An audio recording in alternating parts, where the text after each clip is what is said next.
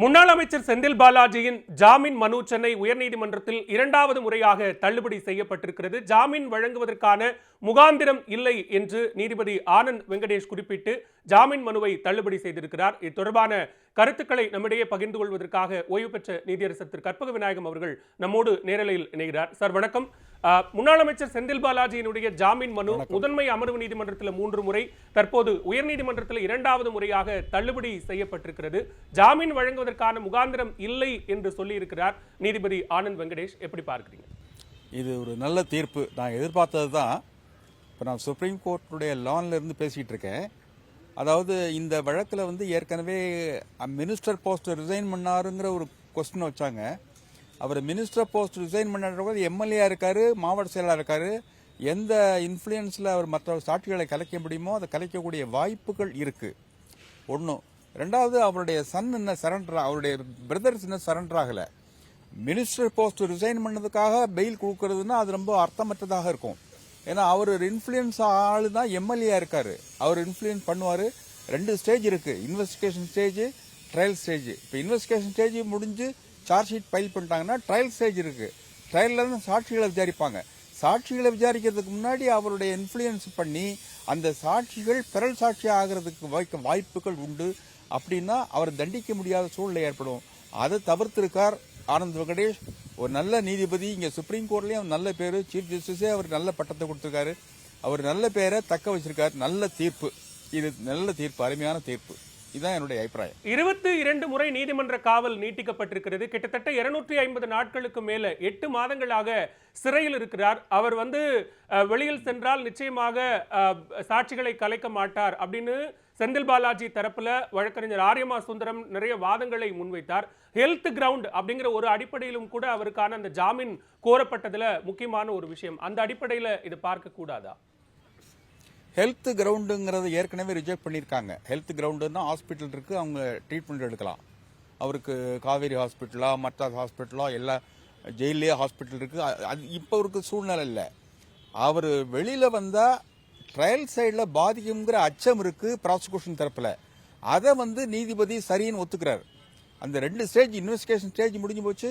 இப்போ ட்ரையல் ஸ்டேஜில் சாட்சிகளை கலைக்கக்கூடிய வாய்ப்பு அவருக்கு உண்டு. அவருடைய திறமை அவருடைய திறமையை தவறா யூஸ் பண்ணி கெட்ட பேர் வாங்கிட்டாரு. அவர் திருந்தணும். அதை நீதிபதி சரியான தீர்ப்பு மூலமா பண்ணிருக்காரு.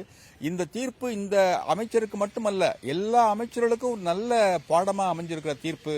அதனால ஜஸ்டிஸ் ஆனந்த் வெங்கடேஷன் ரொம்ப மனமாற பாராட்டுறேன். ஏற்கனவே கடந்த முறை, அதாவது ஜாமீன் மனு விசாரணையின் போது இடி தரப்பிலிருந்து முன்வைக்கப்பட்ட கோரிக்கை என்ன அப்படின்னா, நீங்க ஸ்பெஷல் கோர்ட்டுக்கு இதை டெய்லி பேசிஸ், டெய்லி ட்ரையல் அடிப்படையில் இது நீங்க சீக்கிரமா முடிக்கணும் அப்படின்னு நீங்க ஸ்பெஷல் கோர்ட்டுக்கு ஆர்டர் போடுங்கன்னு கேட்டிருந்தாரு. கிட்டத்தட்ட அந்த உத்தரவை இன்றைக்கு நீதிபதி ஆனந்த் வெங்கடேஷ் பிறப்பித்திருக்கிறார். 3 மாதங்கள்ல தினசரி அடிப்படையில வழக்கை விசாரணை நடத்தி முடிக்கணும் அப்படின்னு. சோ 3 மாதத்தில் முடிந்துவிடும் அப்படின்னு எதிர்பார்க்கலாம். டே டு டே ட்ரையல்னு ஹைகோர்ட் உத்தரவு போட்டால் அதை லோயர் கோர்ட்டில் கேட்கணும். அந்த டே டு டே ட்ரையலுக்கு எந்த அப்ஜெக்ஷன் பண்ணக்கூடாது. அக்யூஸ்டும் கோஆபரேட் பண்ணணும். அப்போ 3 மாசத்துல முடிக்கக்கூடிய வாய்ப்பு இருக்கு. அந்த 3 மாசத்துல அவர் அக்யூட்டனா வெளியே வந்துடுவாரு. அதில் ஜெயிலுக்கு போனோம்னா ஜெயில் தண்டனையை அனுபவிக்கணும். அதாவது நல்ல தீர்ப்பு. அது எல்லாத்துக்கும் பொதுவாக பண்ணியிருக்காரு. அதாவது பெயில டிஸ்மிஸ் பண்ணாம இதை சீக்கிரம் ட்ரையலை முடிக்கணும்னு சொல்ற இதுவும் அது நல்ல ஒரு நல்ல எண்ணத்துல ஏற்பட்ட தீர்ப்பு. அருமையான தீர்ப்பு. வாழ்த்துக்கள். குறிப்பா பிஎம்எல்ஏ வழக்குல இந்த மாதிரி நீண்ட நாட்கள் சிறையில் இருப்பது அப்படிங்கிற ஒரு வாதமும், இன்னொரு பக்கம் இடி தரப்புல டிஜிட்டல் டாக்குமெண்ட்ஸ் எல்லாம் டேம்பர் பண்ணியிருக்காங்க அப்படிங்கிற ஒரு வாதத்தையும் குற்றச்சாட்டையும் கூட செந்தில் பாலாஜி தரப்பு முன்வைக்கிறாங்க. அதை எப்படி பார்க்குறீங்க சார்? அதை டாக்குமெண்ட்டை டேம்பர் பண்ணியிருக்காங்களாங்கிறதெல்லாம் ட்ரையல் கோர்ட்ல டாக்குமெண்ட்டை ஏத்துக்கிறதா இல்லையாங்கிறத முடிவு பண்ணுது. ட்ரையல் கோர்ட் பண்ணணும். ட்ரையல் கோர்ட்ல அந்த டாக்குமெண்ட்டை மார்க் பண்ணி அந்த டாக்குமெண்ட்டை டேம்பர் பண்ணிருக்காங்கிறத நிரூபிக்கிற அந்த கடப்பாடு அக்யூஸ்டுக்கு உண்டு. அது மாதிரி உண்டு. அல்லது டாக்குமெண்ட் அட்மிசிபிள் டாக்குமெண்ட்ங்கிறது நிரூபிக்கிறது ப்ராசிக்யூஷன் தரப்புக்கு உண்டு. அந்த தரப்பு அந்த வாதத்தினால பெயில் கொடுக்க முடியாது. அந்த வாதத்தினால பெயில் கொடுத்தாருன்னா அந்த டாக்குமெண்ட் பொய்ன்னு ஹைகோர்ட் சொன்னது மாதிரி ஆயிடும். அது ட்ரையல் கோர்ட்டினுடைய ஃபைண்டிங்கே அஃபெக்ட் ஆகும். அதனால அவர் சொன்னதுதான் கரெக்ட்.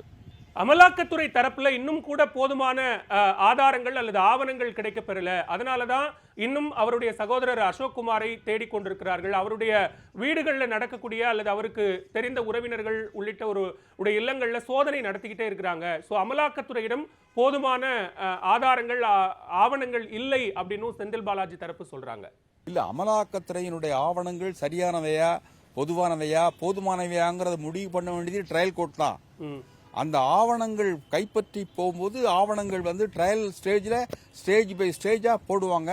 அந்த டாக்குமெண்ட்டை நம்பலாமா வேண்டாமா, அட்மிசிபிளா இல்லையாங்கிறது ட்ரையல் கோர்ட்டுடைய கன்சர்ன், ட்ரையல் கோர்ட்டுடைய டியூட்டி. அது வந்து ஹைகோர்ட் அதை பண்ண முடியாது இப்ப.